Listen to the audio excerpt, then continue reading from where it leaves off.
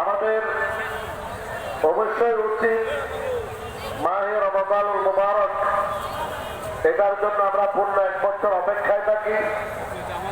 কারণ মহান রব্বুল আলামিন আল্লাহর বান্দাদেরকে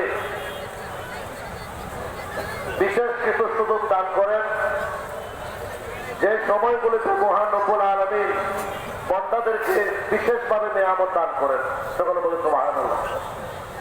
আমরা রহমত মাগফিরাত নাজাতের মাস পেয়েছি, কিন্তু আমাদের এই মাস থেকে 12টি মাসের মধ্যে একটি মাস আল্লাহর পক্ষ থেকে আগমন করেন,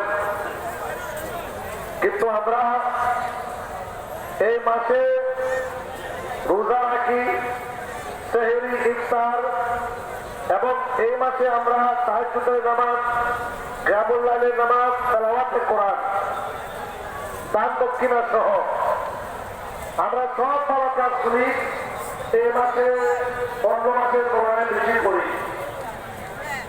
এবং আল্লাহ বান্দাদের মধ্যে এমনও আছে যারা রমজানের চাঁদ দেখা যাওয়ার পর থেকে আজকে ফজর পর্যন্ত 1 ওয়াক্ত নামাজ জামাত তারা পড়ে নাই, জামাতে পড়েছে।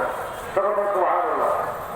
এরকম বান্দারাও আছেন যারা অঙ্গীকার করেছেন যে রমাদানুল মুবারকের 1 ওয়াক্ত নামাজ আমরা জামাত ছাড়া পড়ব না।